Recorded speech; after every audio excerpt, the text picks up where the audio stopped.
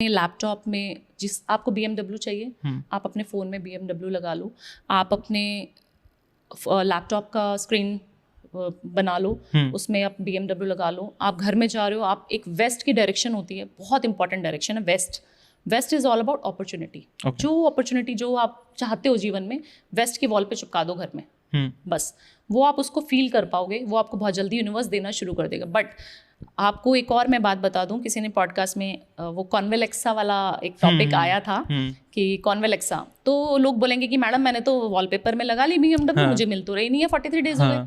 तो क्या है कर्मा। आप बोलोगे कि सोते सोते हम कॉन्वेलेक्सा करते रहे। किसी पॉडकास्ट में मैंने सुना था। कॉन्वेलेक्सा क्या होता है? कॉन्वेलेक्सा हमारा स्विच वर्ड नहीं होता। अच्छा, वैदिक स्विच वर्ड नहीं है। स्विच वर्ड्स क्या होते हैं? स्विच वर्ड्स होते हैं कि चैंटिंग, अच्छा, कोई मंत्र, कोई जाप जिसको बोलते हैं, वो स्विच वर्ड्स होते हैं। हाँ। कि हम भगवान को बोल रहे हैं कि मेरे को ये चाहिए इस टाइम पे, तो वो स्विच वर्ड्स होते हैं। गणपति जी को बोलना है तो गणपति का मंत्र बोलना पड़ेगा, लक्ष्मी जी अट्रैक्ट करनी है तो लक्ष्मी जी का मंत्र बोलना पड़ेगा। It is all about switch words, switch codes भी बोलते हैं कई लोग। तो वो कॉन्वेलेक्सा हमारा तो नहीं है। पहली बात तो हिंदू में इतने सारे हैं कि हम किसी और कंट्री का क्यों वर्ड स्विच वर्ड लेके आए, राइट? तो हमारा जो कॉन्वेलेक्सा है उसको काफ़ी सारी कंट्रोवर्सीज भी उस पर हुई थी और काफ़ी लोग कनेक्ट भी कर पाएंगे इस पॉडकास्ट के माध्यम से। तो उसमें क्या था कि कई लोगों ने बोला हम तो सो रहे हैं, हम तो कॉन्वेलेक्सा कर रहे हैं, बट हमारे पास पैसा तो आ नहीं रहा। तो पैसा कब आएगा? जब आप कर्मा करोगे। 50% इज योर कर्मा, ठीक है, और 50% आप क्या करोगे? अपना स्विच कोड, कॉन्वेलेक्सा नहीं, जो हम वैदिक स्विच कोड होता है, जैसे श्रीम नमा, ओम श्रीम नमा। श्रीम होता है, श्रीम जो होता है वो लक्ष्मी जी को मंत्र होता है। बहुत छोटा सा मंत्र है, बच्चा भी याद कर लेगा। जिसको पैसा चाहिए, ओम श्रीम नमा। आप ऑफिस में बैठ रहे हो, गाड़ी में बैठ रहे हो, कहीं जा रहे हो, ट्रैवल कर रहे हो, ओम श्रीम नमा, ओम श्रीम नमा, ओम श्रीम नमा करते रहो। ये स्विच कोड होता है। तो it is all about chanting. तो जो कलयुग है इसमें भगवान की प्राप्ति करना बहुत आसान है। अच्छा जी। कैसे?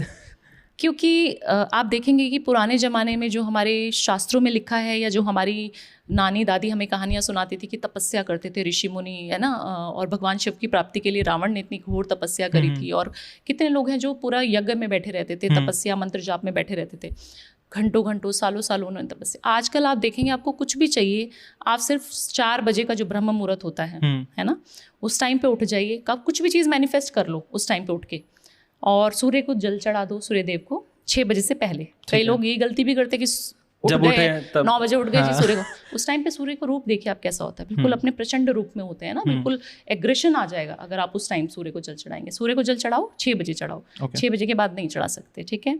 तो ये सारी चीज़ें आप तभी मैनिफेस्ट कर पाएंगे, तभी आपको अट्रैक्ट करेंगी जब आप फॉलो ढंग से कर रहे हो। करती हैं काम, बट बिलीव सिस्टम होना चाहिए। हाँ। वो एक बात। तो मैंने ना, जैसे जब मैंने मैनिफेस्टेशन के बारे में पढ़ा था, तो मेरे को ना आई थिंक वही इंटरनेट पे जब आप पढ़ते हो तो ऐसा है कि हाँ ये चीज़ करो तो ये होगा, राइट। बट आई थिंक जैसे आपने राइटली पॉइंट आउट करा कि लोग ना बहुत इंपॉर्टेंट एस्पेक्ट जो है कर्मा, वो मिस आउट कर देते हैं कि कर्म करोगे तभी तुम्हें वो फल मिलेगा। बिल्कुल, आपके सामने खाना रखा है, हाँ। आप जब तक खाने को टच नहीं करोगे, फील नहीं करोगे, सारी सेंसेस, अपनी 5 सेंसेस जो हैं वो अपनी उसमें नहीं डालोगे, तो आप खा नहीं पाओगे ना खाना। आप सोचोगे मैं तो इसको फील कर रहा हूँ कि मेरे मुंह में जा रहा है, मैंने मैनिफेस्ट कर लिया, आज अभी मैं खाना रखा हुआ है टेबल पे, मैं खा रहा हूँ। तो ऐसा नहीं हो पाएगा। हाँ। आपको हाथ बढ़ाना पड़ेगा, गराई तोड़नी पड़ेगी, सब्जी लगानी पड़ेगी, मुँह में डालना पड़ेगा और च्यू भी करना पड़ेगा साथ के साथ। तो it is all about that कि आपको काम तो करने पड़ेंगे, बट हाँ स्पीड तेज हो जाएगी। आप अभी पूजा पाठ नहीं करते हो, राइट? आप अगर मतलब मान लीजिए आप नहीं करते हैं, 50% आपका काम होना था, मान लीजिए 3 महीने बाद कोई काम, अभी आपने पूजा पाठ स्टार्ट कर दी, हो सकता है वो काम आपका 1 महीने में पूरा हो जाए। तो स्पीड तेज कर देता है, आपकी फ्लो तेज हो जाता है, उसकी इंटेंसिटी हाई कर देता है। ठीक है। मैंने ना एक और चीज़ पढ़ी थी, जैसे अब हम लोग जब वास्तु की बात करते हैं, हम बात करते हैं एक सोल्यूशन, एक प्रॉब्लम और एक उसके सोल्यूशन की, कि ये उसका सोल्यूशन है। तो जैसे जब एक बच्चा पैदा होता है तो उसके एक कुंडली बनती है, एक कार्मिक चार्ट्स बनते हैं, है ना। तो क्या वहाँ पे लाइफ प्रेडिक्टेबल है? कि जैसे मैंने ये सुना है कि लोग बोलते थे कि हाँ इस टाइम के अराउंड एक्सीडेंट हो सकता है, इस टाइम के अराउंड कुछ कोई एक चीज़ आ सकती है। बहुत अच्छा पॉइंट आपने, बहुत अच्छा क्वेश्चन मैं इसको बोलूँगी, क्योंकि लोग इसको बहुत ज़्यादा मिथ्स हैं बहुत लोगों के मन में इन सब चीज़ों को लेके। तो वो ये है कि देखिए, बर्थ चार्ट जो हम कुंडली बोलते हैं जिसको, वो हमारी डेफिनेटली काम करती है। हमारे जो हम पैदा हुए हैं, वो हम जो पास्ट लाइफ में करके आए हैं ना कर्मा, वो हमारे सारे हमारे आगे आएंगे। बट आप जैसे बोल रहे हैं एक्सीडेंट, वो ठीक है, 50% आपका काम करता है, 50% आप उसको सुधार सकते हो। दोनों की 50-50% चांसेस होते हैं। आपको बोल दिया पंडित जी ने कि ये किसी और को बोल दिया चलो कि ये चीज़ें आपके सामने आएंगी, किसी का एक्सीडेंट लिखा हुआ है, प्रेडिक्शंस कर रखे हैं 2023 में 2024 में आपका इस समय ये एक्सीडेंट होना है। अब एक्सीडेंट कैसा होता है? एक्सीडेंट एक होता है कि आपके ऊपर कोई बंदा चल रहा है, उसके ऊपर गाड़ी पूरी चढ़ गई, गाड़ी पूरी हो गई, उसको भी डैमेज हो गया, बंदे को भी नहीं रहा, जो भी है, एक इतनी ज़्यादा पावरफुल चीज़ उसके साथ हो रही है, राइट? वो उसकी प्रेडिक्शन थी, वो बोलेंगे तो होना ही था, लिखा हुआ था जी, आप कैसे मना कर सकती हो मैडम कि नहीं होगा।